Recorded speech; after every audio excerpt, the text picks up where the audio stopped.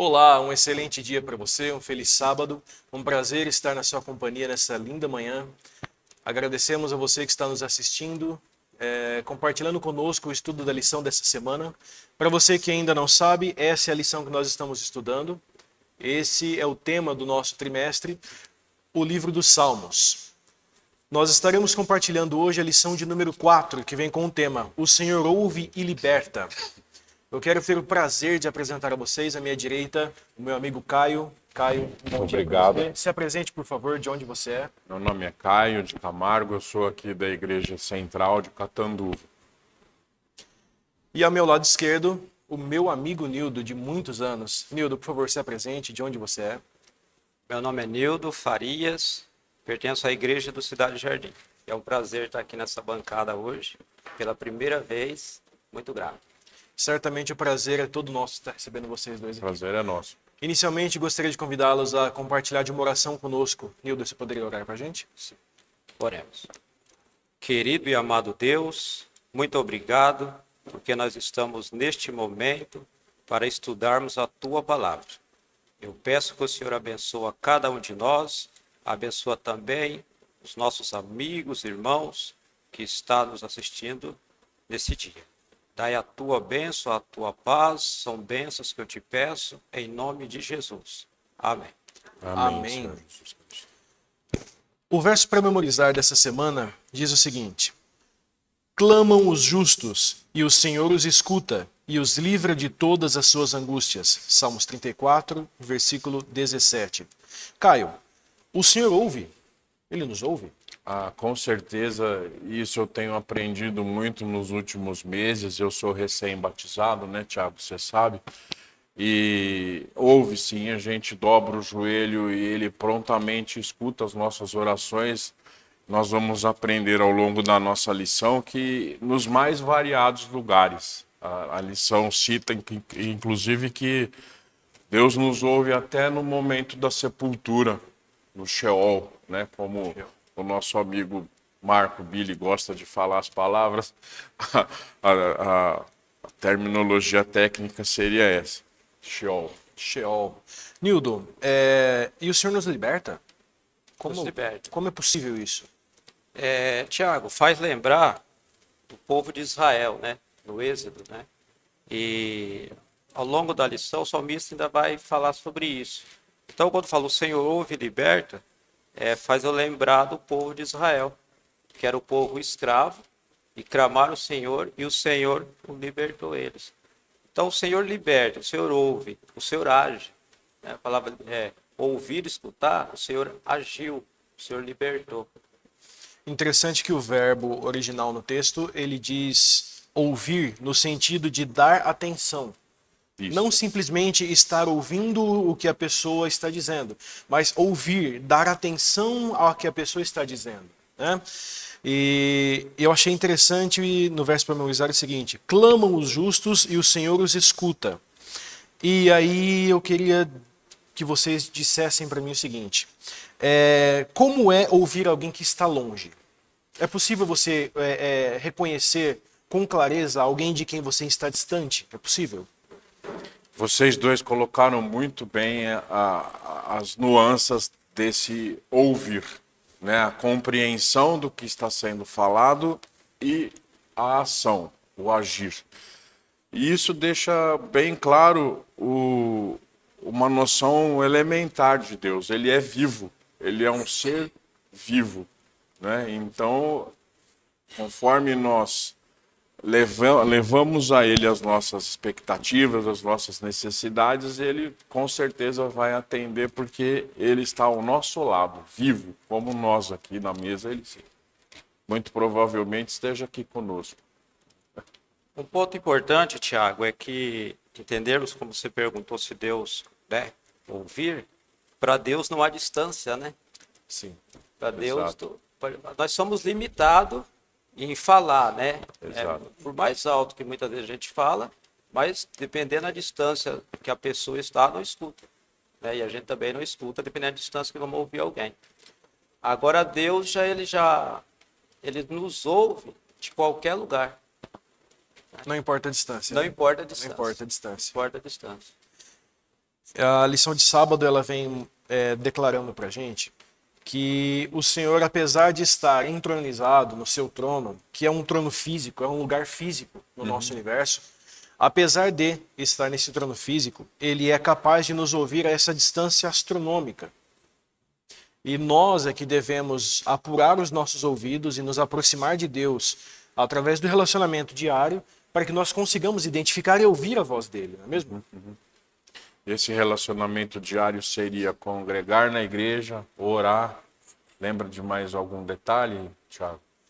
Adoração diária, o momento do louvor, não é mesmo, Neudo? Justamente. Por isso que fala, o justo, né? Clama e o Senhor ouve.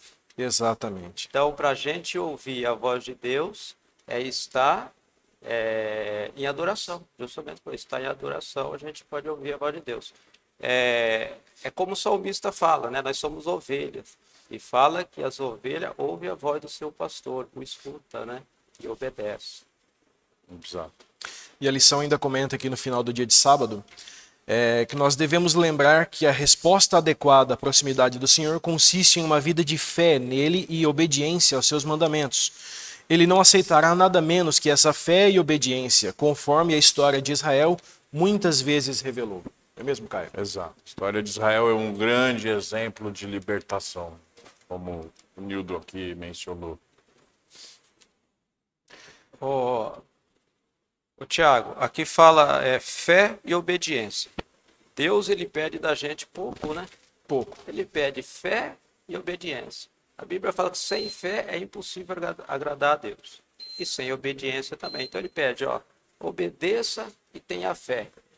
Então, para nós termos a certeza que Deus, ele ouve o nosso clamor, escuta as nossas orações, essa é a questão, fé e obediência. E o mais impressionante é que a obediência que Deus pede de nós não é obediência a algo cruel, não é uma obediência cega a algo que vai nos fazer mal. Tudo que Deus nos pede é para o nosso próprio bem. É para que nós tenhamos vida abundante, uma vida com saúde, uma convivência de qualidade com a nossa comunidade cristã, não é mesmo? Exatamente. O que a gente pode até lembrar, infelizmente, no péssimo exemplo do inimigo das almas, que ao se rebelar contra o governo de Deus, ele tentou imprimir na mentalidade dos anjos que Deus era um Deus tirano. E você mencionou muito bem, tudo que Deus faz é por amor a nós.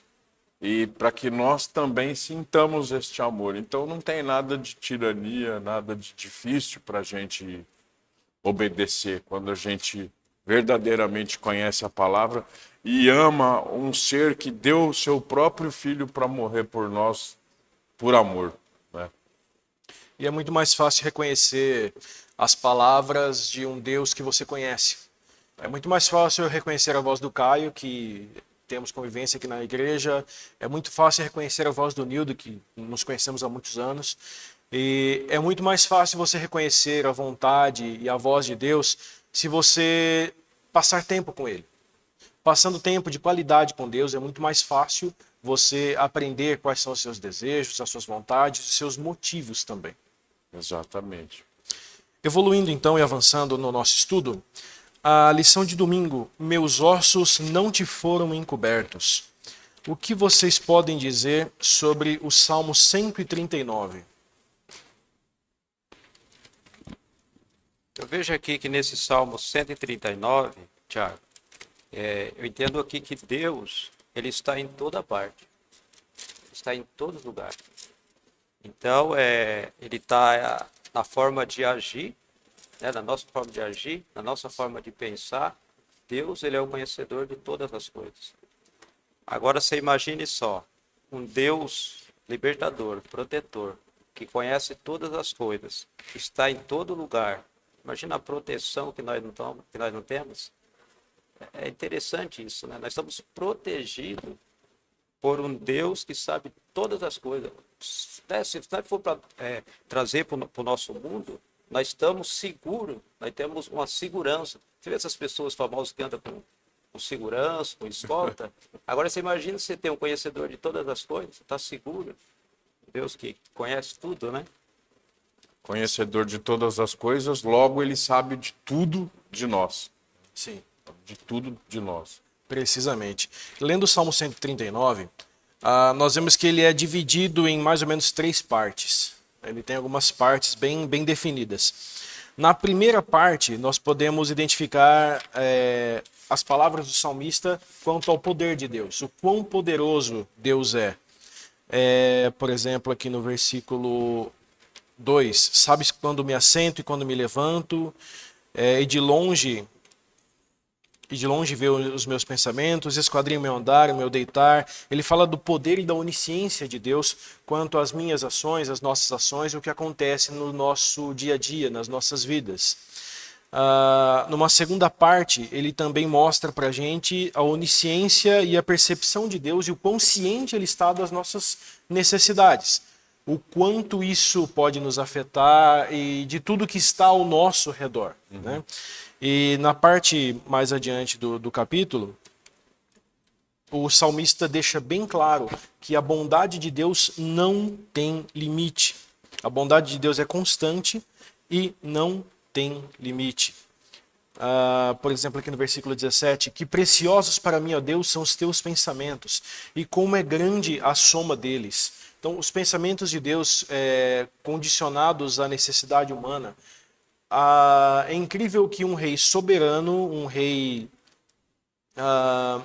todo-poderoso, tem o zelo e o cuidado de pensar em um único ser, uma única criatura, uma única pessoa. Por exemplo, você que está na sua casa nesse momento, ele certamente pensou em você, ele certamente pensa sobre você e se preocupa individualmente com você.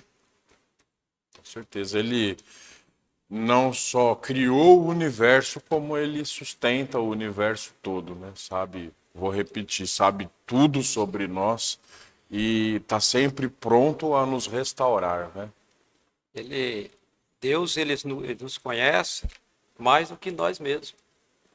Verdade. Com certeza. Mais do que eu conheço menos do que Deus me conhece. Interessante isso, né? E tem uma passagem bíblica que fala que antes de nós pensarmos, não é nem falar, pensar, Deus já sabe o que nós vamos As pensar nossas necessidades. e o que nós vamos falar. Então, para Deus, nós somos como um. Para Deus é como se existisse eu, só como se existisse você. O cuidado, a proteção que Ele tem. Isso nos traz o quê? Um conforto, né? Uma segurança. Imagine só, o conforto na nossa vida, saber que Ele nos conhece de uma maneira tão grande, né? E o mais incrível é que as promessas que Deus nos faz, que inclusive o salmista fala muito, os salmistas, né, são vários, eles falam muito dessas promessas. E apesar de parecer um clichê, parecer uma coisa moldada, não é. Passou a parecer alguma coisa moldada por causa do caráter humano deturpado, né? As promessas humanas não têm valor, não têm peso, não têm garantia nenhuma. Mas a promessa de Deus, a promessa original de cuidado, de zelo, de proteção. E a lição dessa semana fala muito disso, da necessidade que Deus tem de estar cuidando e zelando de todos nós a todo momento, não é mesmo? E quando o salmista escreveu, sabemos que o salmo era música, né, que eles cantavam, e ele vivia em tempos que ele estava feliz e em tempos angustiosos. E aí, muitas vezes, o que acontece? Quando nós passamos por alguma dificuldade, assim, todos nós passamos, né, neste mundo que vivemos, e muitas vezes a gente pensa assim, mas será que Deus, ele está me ouvindo? Será que Deus, ele escuta realmente o meu clamor? E muitas vezes o salmista, ele estava angustiado, né? O que havia estava acontecendo?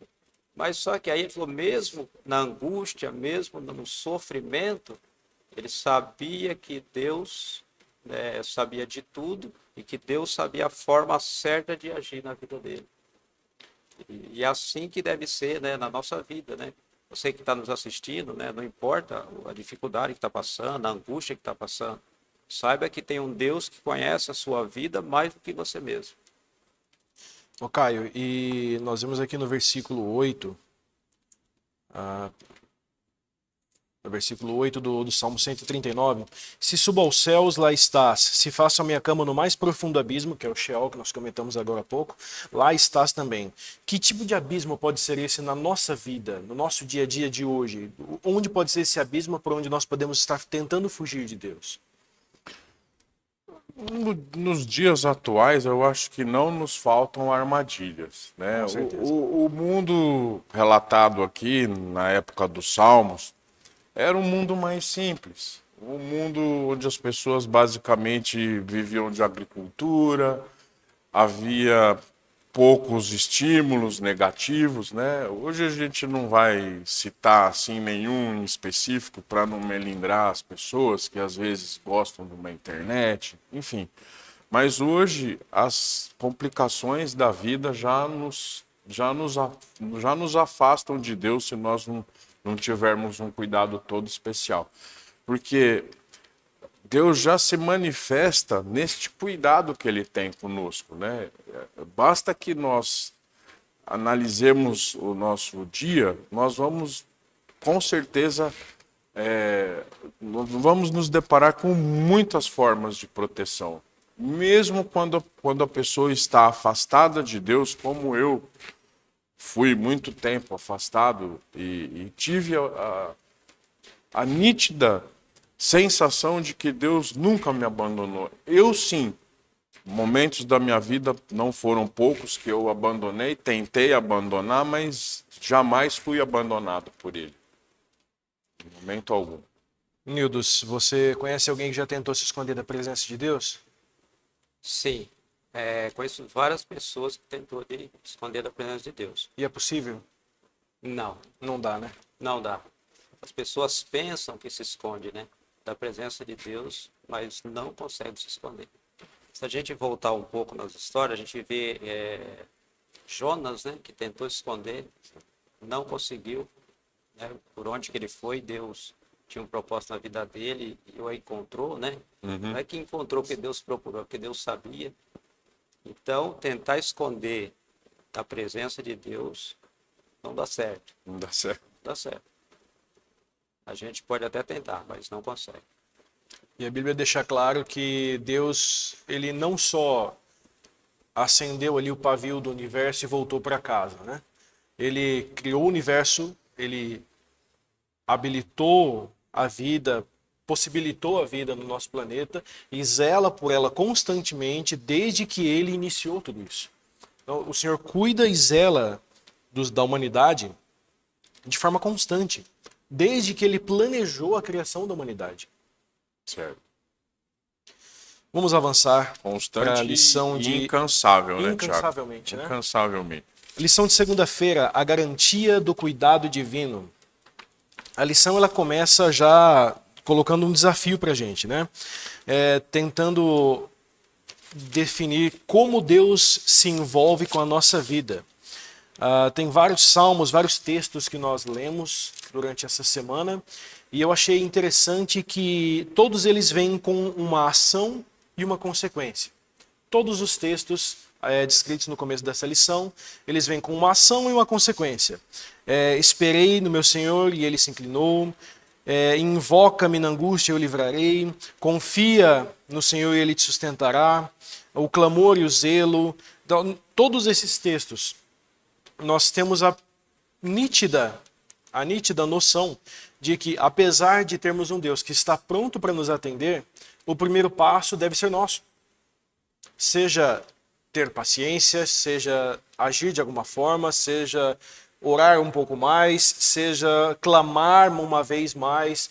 A ação inicial deve ser nossa, não é mesmo, Caio? Sim, quando Deus se manifesta, que Ele procura nos usar, a gente tem que primeiro permitir, não é isso? Vem do nosso livre-arbítrio conceder essa permissão. Olha que coisa impensável para o ser humano, né? Um ser tão divino aguardar a nossa permissão para que Ele venha a nos usar, a agir na nossa vida. O rei do universo, né? Não é O qualquer, rei do universo. não é qualquer autoridade, é o rei do universo. Só isso. Exatamente. Mas mesmo assim, ele aguarda a autorização de um ser tão pequeno. E nós encontramos refúgio nesse Deus, Nildo? Sem dúvida, Tiago. Você vê que o Salmo 40, o salmista fala assim, ó, ele me tirou do charco de lodo. É coisa horrível, né? Ou seja, ele firmou os meus passos.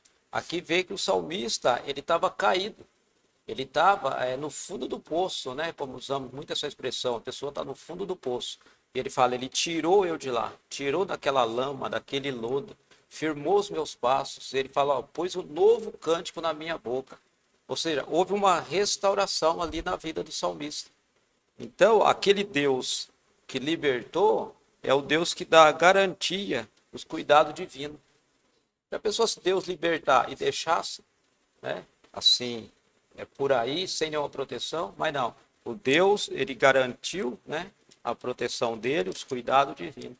E o salmista foi muito feliz em dizer, né, essas palavras. Olha, ele tirou eu da lamação, né, do saco de lodo. Ele colocou eu, firmou, deixou eu firme, em pé. E é isso que Deus faz, né, na nossa vida. E retrata todo um viés do livro, desculpa, Não, calma, todo um viés do livro de Salmos que ele vai do simples ao complexo, da angústia, melancolia ao entusiasmo, assim, numa frase a outra, né? É um livro completamente vivo também. Assim como é Deus, é um livro que a gente consegue perceber nitidamente que ele tem um substrato vivo, não só de ter sido escrito há tantos anos e ser atual até os dias de hoje, mas como trazer esse alimento para a nossa vida, essa intuição, né? A lição de segunda-feira ela ainda detalha um pouco mais o Salmo 121, né? Dá alguns detalhes sobre ele que às vezes nós passamos por alto e nem damos tanta atenção. O que vocês acham sobre esses detalhes que nós vimos aí? A lição ela começou com um comentário, como ajudar alguém, né? De que Sim. forma ajudar a pessoa. A gente tem várias formas de ajudar alguém, mas na maneira que nós somos limitados, né? Então, essas pessoas têm algum problema, nós não temos condições de ajudar, dependendo da situação. E aqui no Salmo 121, o salmista, ele fala assim, ó, eleva os meus olhos ao monte, de onde me virá o socorro? E ele mesmo responde. Ele fala, o meu socorro vem da onde? Vem do Senhor, que fez os céus e a terra. E aí ele continua falando, né, sobre a proteção de Deus. Só quero ler aqui e falar, ó, a certeza de que ele não permitirá que os meus pés vacilem. A imagem do Senhor como guardião de Israel. E então ele colocou a imagem de Deus, usando ali algumas metáforas, né? E então ele vem falando sobre a proteção que Deus tem. Então, clamar ao Senhor, ter fé e acreditar na proteção que ele dá. Então, o socorro vem da onde? O socorro vem do Senhor. Que conhece tudo, fez tudo, né? Que fez os céus e a terra.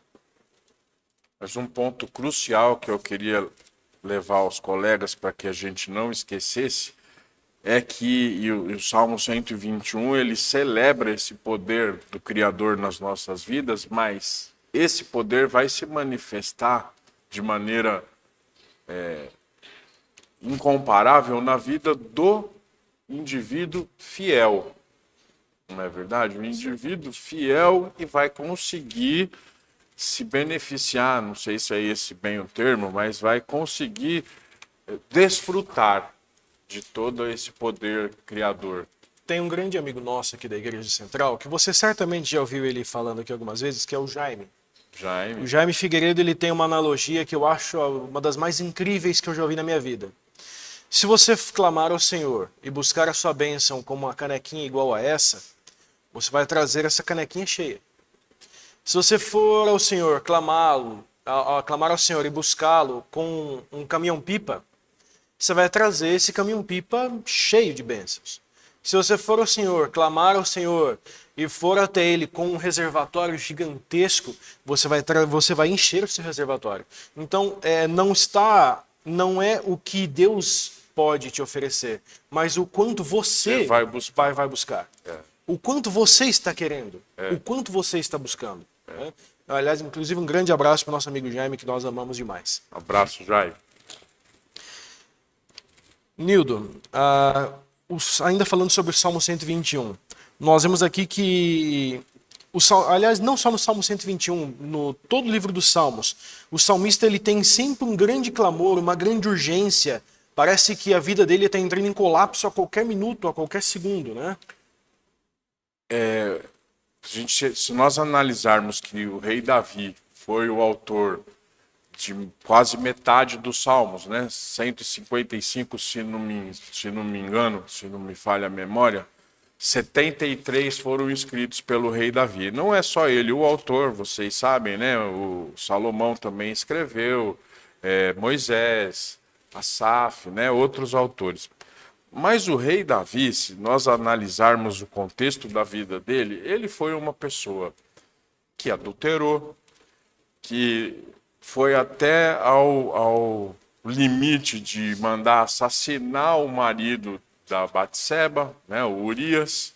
Então, ele não podia ser diferente nessa linguagem que ele usa nos Salmos que ele escreveu, essa angústia represada no coração, é uma angústia que proveio das próprias atitudes. A culpa, né? A culpa do comportamento. Remorso, exatamente. arrependimento. Arrependimento. E tudo o isso. mais incrível que eu encontro na Bíblia é que as características ruins dos personagens que nós lemos, os defeitos deles, estão presentes na Bíblia para que você possa ver que é possível a salvação a Sim. qualquer pessoa. Exato. O rei Davi foi chamado homem segundo o coração de Deus. E ainda assim, olha quantos salmos belíssimos ele nos deixou.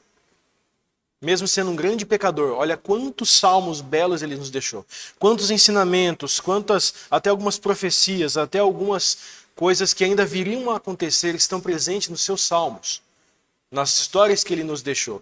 Então, não importa o quão longe você esteja, não importa o quão longe você acha que está de Deus, você está a um clamor de distância, sempre a um clamor de distância. Não é mesmo, Nildo? Falar sobre o clamor, a nossa vida tem que ser constante, né? Em clamor a Deus. Porque quando a gente acha que está tudo bem, muitas vezes nós nos estacionamos, né? Espiritualmente falando. Exato. Aí já deixamos de clamar, de orar, muitas vezes de ler a Bíblia, porque acha que está tudo certinho. Mas só que vemos que não. A nossa vida de clamor a Deus tem que ser constante. Né? Quando achamos que está tudo bem, quando não está, tem que ser constante. A vida do salmista foi constante. Né? Davi, como o Caio mencionou, ele clamou ao Senhor. Né? E Deus ouviu o clamor dele.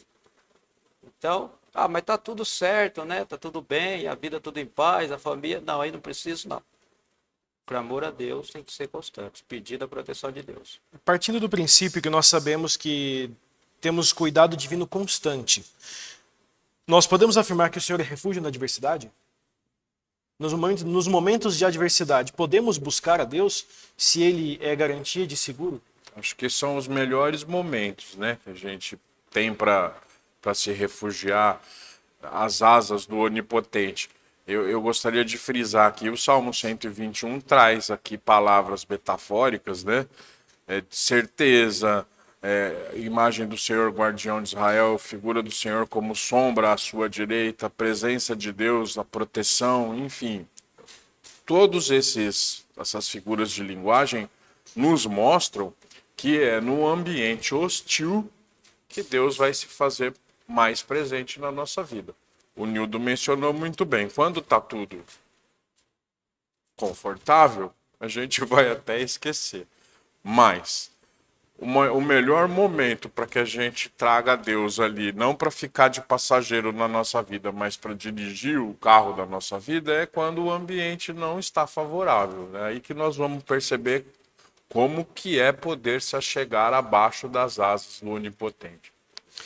Nós já chegamos a comentar sobre isso, mas o salmista, nos momentos de aflição, é quando o clamor dele ficava ainda mais efervescente, né? Ainda mais intenso. Né? Mais intenso. Só que é um outro ponto também, é que Deus, apesar de conhecer tudo, né, e todas as coisas, ele não vai contra, né, a nossa vontade. Porque muitas vezes, né, eu conheço pessoas que com dificuldade, mas mesmo assim não clamam ao Senhor. Agora, como que Deus vai agir? Que aí a gente vai naquela fala, mas Deus, ele sabe tudo, conhecedor de todas as coisas. Sim, Deus sabe e conhece todas as coisas. Mas a gente vê nos feitos de Jesus, nas curas de Jesus, mesmo Jesus sabendo que aquela pessoa tinha aquela dificuldade, principalmente o cego, né, Jacó falou assim, que queres que eu te faça? Jesus sabia que ele que necessitava da visão? Um Deus Sim, onisciente. mas Jesus falou, o que você quer que eu te faça? Então, o que nós quer que Deus faz na nossa vida? O que nós queremos que Deus faz? Uma mudança de vida, vida espiritual, seja o que for, o que nós queremos. E muitas vezes nós não clamamos especificamente naquilo que nós queremos. Interessante que no nosso silêncio Deus não pode agir. Não pode. Né? Enquanto você permanecer em silêncio, Deus não pode agir na sua vida. Ele vai respeitar o seu silêncio. Ele vai respeitar a sua necessidade de distância, se você a tiver. O momento em que você opta por clamar a Deus e depositar nele as suas aflições, as suas adversidades e buscar refúgio no Senhor, assim como o salmista fez diversas vezes, como nós podemos ver no livro dos Salmos, você vai encontrar no Senhor uma segurança completa. Enquanto você tiver confiança no Senhor, a sensação de segurança ela é imediata. Um ser tão poderoso e ao mesmo tempo tão gentil. Tão zeloso. Zeloso. Né? Nos mínimos detalhes, né? Detalhe, você pode ver lá no livro de Crônicas, fala assim, ó, clama a mim, né? Que Deus lhe ouvir. Então é clamar que Deus vai ouvir. Então é pedindo, né? Eu tenho duas filhas, Thiago. Tenho a Jusley e tem a Juslene, os nomes são parecidos. Então, sempre tinha aquela diversidade, que o pai gosta mais de um e menos da outra. Não existe isso daí. Mais uma ganha mais e a outra menos. Só que o que acontece, né? Quem tem mais de um filho sabe que existe isso. Mas por quê? Porque talvez um filho procura mais o pai, enquanto o outro procura menos. Obviamente, aquele que procura mais, ele vai ganhar mais. Mesmo sabendo a necessidade do outro, mas só que ele não pediu, não buscou. Né? Então não deu abertura para ele. Não deu abertura. Então Deus age dessa forma, né? Por que uns têm mais, né? Outros, por quê? É de acordo com aquilo que você pede, que você clama. Né? Interessante. E de acordo também com o que Deus sabe das nossas características, né? Deus jamais vai te dar alguma coisa que ele sabe que vai te afastar dele. Nunca. Deus nunca vai conceder a você uma bênção que você imagina ser uma bênção, mas que no futuro vai ser o ponto de escape da sua convivência com Deus. Ele jamais vai fazer isso. O Caio falou muito bem agora há pouco sobre as analogias que o salmista usa. A lição de terça-feira, bem na segunda parte dela aqui, nós vemos uma analogia que é muito presente, inclusive, não só em vários salmos, mas no restante da Bíblia, né? Você pode falar um pouquinho sobre ela pra gente, Caio? A analogia que você está se referindo é o que o Senhor é o refúgio nas adversidades. Isso, e que ele se comporta também como uma ave maternal, né? Isso. Protegendo seus filhos embaixo das suas asas, amparando e, seguindo essa analogia, quem já teve oportunidade de trabalhar com campo, alguma coisa, sabe que a galinha, a ave mãe, ela dá a sua vida para proteger os seus filhotinhos ali. Sim. Assim como o próprio Cristo fez por nós, né? Ele colocou a sua vida, ele permitiu que fosse ceifada a sua própria vida para que nós tivéssemos a oportunidade de ter vida em abundância em Cristo. Você vê que é muito interessante essa analogia. No Antigo Testamento são poucas, né? Acho que no Novo vai ser mais. Então, essa fala aí, que Deus nos protege como uma galinha, né? Que ajuda os seus filhos debaixo das asas. Quer proteção melhor do que essa?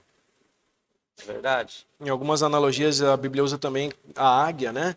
Que faz o seu ninho no mais alto dos montes. E eu quero ver quem é maluco, primeiro de chegar no ninho da águia, né? Que é numa altura astronômica. E ainda assim você vai chegar lá, vai encontrar um animal gigantesco com garras enormes e a habilidade de te jogar de lá de cima. Então não é qualquer um que Exato. tem primeiro a coragem de tentar enfrentar um animal desse. E partindo para o ponto de vista bíblico desse zelo, enquanto você se colocar nas mãos do Senhor, e enquanto você confiar no Salvador, tenha certeza que ninguém vai ser louco bastante de tocar no Filho de Deus, naquele que se coloca nos braços e no cuidado do Senhor. Quando você falou que Deus não faz nada que não seja bom para nós, a gente tem que ter bem claro na nossa mente que nós não devemos ser presunçosos de pedir algo a Deus que seja contrário à vontade dele. Então, nós não enxergamos tudo, muito menos mais do que meio palmo a mais do que à frente do nosso nariz, né? E Deus não, ele sabe de todas as coisas. Então, no momento que ele está querendo uma coisa para a nossa vida, que só ele ainda alcança, só ele que já enxerga, que aquilo não vai ser bom num primeiro momento, um exemplo, ele não vai conceder. A gente pode até orar incessantemente, mas como ele sabe que ali na frente aquilo não é bom para nós, aquilo não é a vontade dele, não vai ser aquilo que vai se cumprir. E aceitar a vontade de Deus, aceitar a vontade de Deus em relação ao nosso pedido, à nossa vontade, aceitar que a vontade de Deus é soberana em relação à nossa, é algo que vem também com a convivência com Deus, né? Você passa a entender que Deus não me permitiu a resposta que eu esperava nessa questão, porque Ele me ama e Ele quer para mim o melhor. Isso para mim não vai ser bom, eu tenho que esperar e confiar no Senhor. Outro aspecto da obediência que falamos no Sim. começo, né? Se Deus fala não, é não. Sim, é sim. Continua sendo Deus. Amém. E a gente demora muito para entender isso, né, Tiago? Caio? Muitas vezes a gente demora demais, Demais. né? Fica insistindo, né? Que Deus está ali segurando, que sabe o que é o melhor. E quantos muito que desiste, né? Desiste da fé por algo que não aconteceu na vida, né? E acaba não entendendo que Deus quer o melhor. Ou até se rebela, se revolta, né? Isso, se revolta, muito se revolta contra Deus pelo fato de não ter adquirido algo que ele almejava. Às vezes a gente se comporta como uma criança birrenta, né? Ou pior, a gente chega a ser arrogante de querer ser professor de Deus. Exatamente, exatamente. Continuando nossa recapitulação, defensor e libertador. Então, além de nos proteger, o Senhor pode nos libertar de situações problemáticas nas nossas vidas, é isso? Eu creio que seja uma das maiores especialidades que Deus tem é transformar adversidades em bênçãos. Eu tenho, mais uma vez, eu me sinto muito honrado que na minha vida eu tenho cada vez mais sentido isso. Deus pegou o que havia de pior na minha vida e hoje eu enxergo, tudo isso se revela como as melhores partes que ele transformou em bênçãos. Você imagine se ter Deus como defensor na sua vida? Eu nunca participei assim em um tribunal assim, de júri, né? Um julgamento. Só vi assim pela televisão. Mas eu vejo ali que tem o advogado que defende ali, tem o que acusa, né? Tem o que defende. E eu vejo ali que o advogado de defesa, ele faz de tudo. Tudo ali que está ao alcance dele para defender o teu cliente, provar que ele é inocente, né? E merece ser liberto, né? Ser absolvido. Agora, você imagine só, por mais pecadores que nós somos, né? Por mais falhos pecadores que nós somos, ter um Deus defensor e libertador está do nosso lado, apesar dos nossos erros.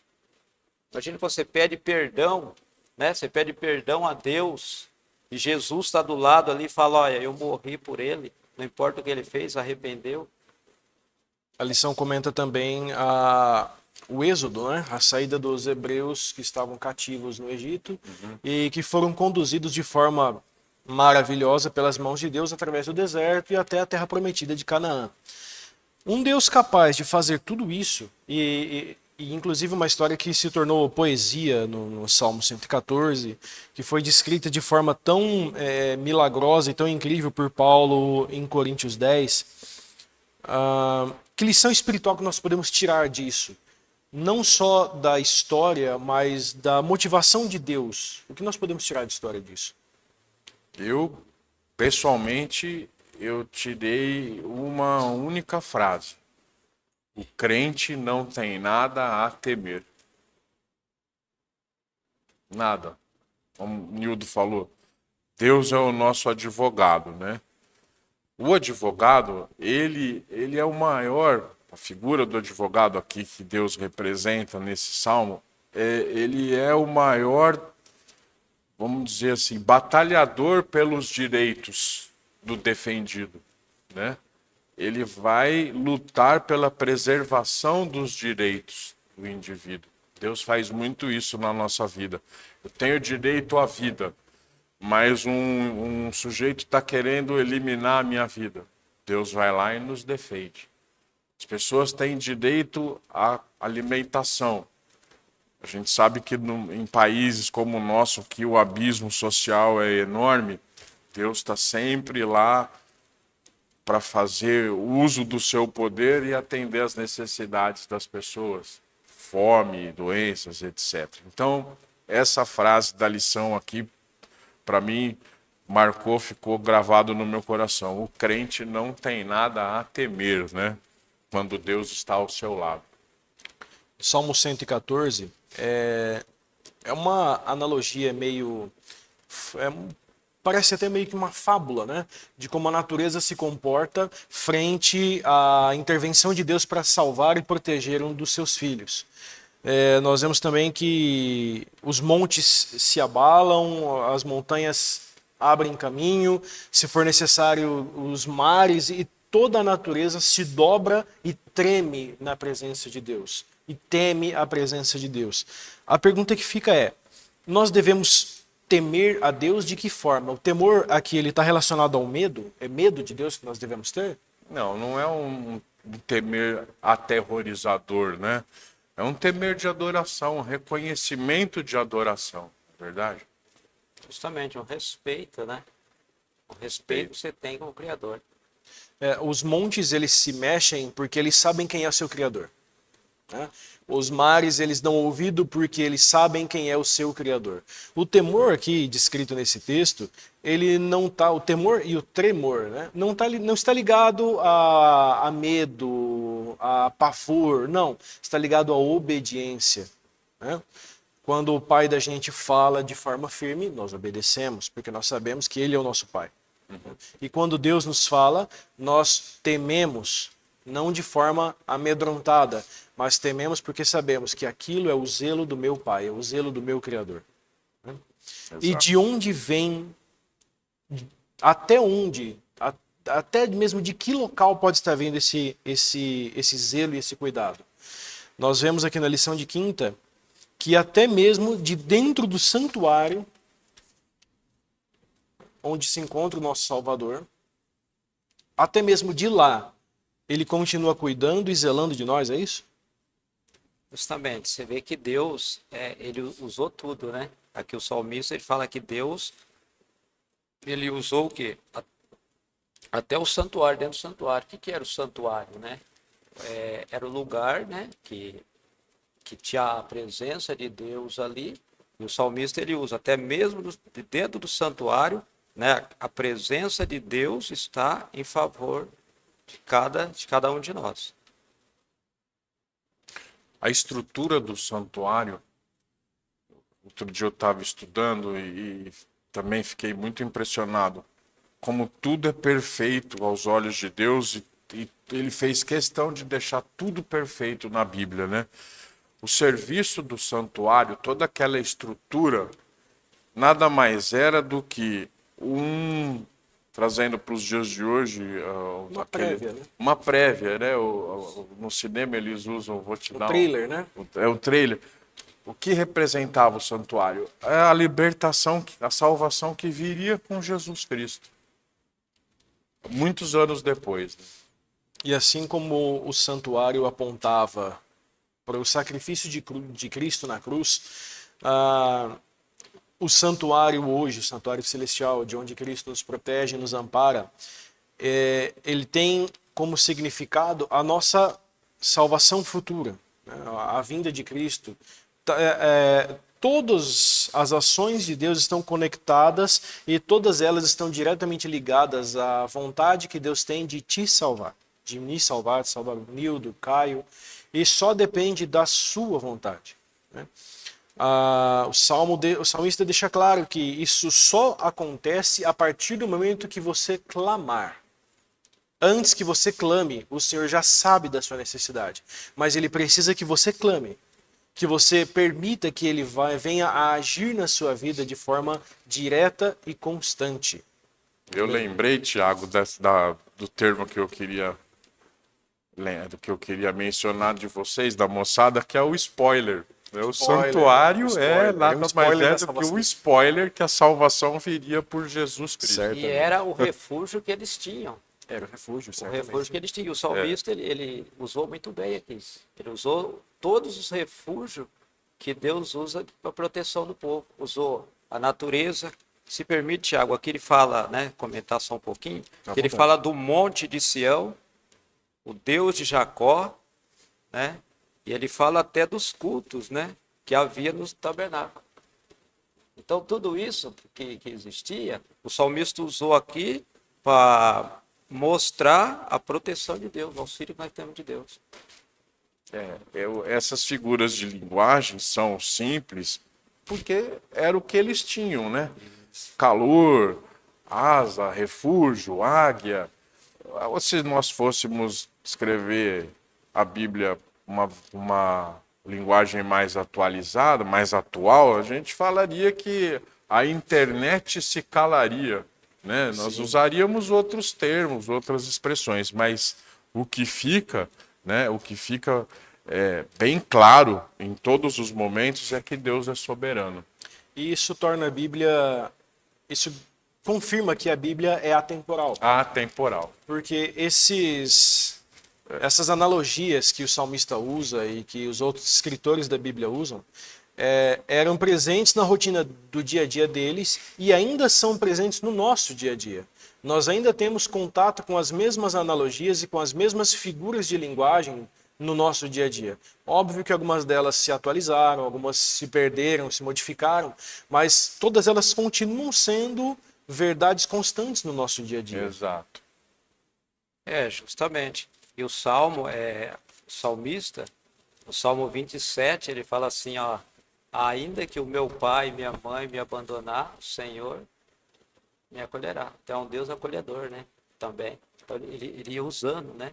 Essa analogia, para expressar realmente quem é Deus na nossa vida. Isso é para nós refletirmos, né? O que Deus, né? É na minha vida, o que Deus é na nossa vida? Um Deus protetor, um Deus acolhedor, um Deus mantenedor. Né? Esse é o nosso Deus que nós servimos. Com um toquezinho, quando nós falamos do temor, né? Que não é para ser não é uma expressão aterrorizante, mas o que a gente pode analisar, os montes tremerão, é para que a gente se arrependa, é para que a gente reflita e venha, são duas noções, aceitar a graça, mas você aceita a graça e isso se completa no momento que você se arrepende. Então, às vezes eu reflito, mas por que falar de montes, tremer? Porque você tem que vir ao arrependimento. Teria que ser mesmo uma linguagem quase que assustadora, mais reflexiva do que assustadora, mas ela tem que vir com uma pincelada. Para que nós tenhamos também a noção da grandiosidade e magnificência de Deus. Exato. Né? Para encerrar nossa conversa aqui, que foi maravilhosa, e o tempo passou e nós acabamos nem vendo, a pergunta que eu deixo como consideração e para análise nossa, e também para nossa consideração final as adversidades sobrevêm a todas as pessoas. sejam elas plenamente fiéis ou distantes, próximas de Deus. Quem está mais próximo de Deus tem menos adversidade, sofre menos intervenções. Como é que é isso, Nildo? Ó, todos nós temos as nossas dificuldades, se material ou espiritual nós temos, independente, né, de nível social, qualquer coisa. Mas só que a graça de Deus, ela está estendida a todos. Muitas vezes a forma de nós dirigirmos a nossa vida é diferente, mas a proteção de Deus está ao nosso dispor. Então, nós precisamos conhecer mais esse Deus que está ao nosso dispor. E fé é confiança. Basicamente, o que a gente precisa aguçar na nossa mente é a confiança em Deus. Deixar Deus ser Deus.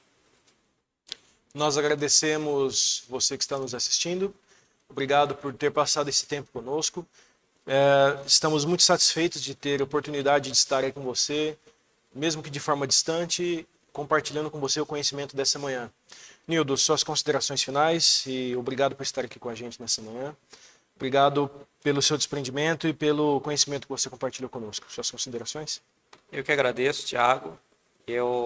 Você está nos assistindo, que Deus possa abençoar a tua vida, a tua família. E o convite é que você venha conhecer esse Deus que nós servimos, né, e que nós adoramos. Caio, obrigado pelo conhecimento que você dividiu conosco. Eu que agradeço. Obrigado por estar aqui com a gente. Suas considerações finais? Eu agradeço a oportunidade que vocês me deram, estar ao lado de vocês aqui. Esse livro de Salmos é um livro impressionante. Eu tenho estudado desde o Efésios, né, com vocês, agora é essa segunda lição. Então eu convido aos nossos irmãos a estudarem a lição da escola sabatina com afinco, porque é mais uma oportunidade que Deus tem de falar com a gente. Muito obrigado a você que está nos assistindo. Um excelente dia de sábado para vocês e até a próxima oportunidade.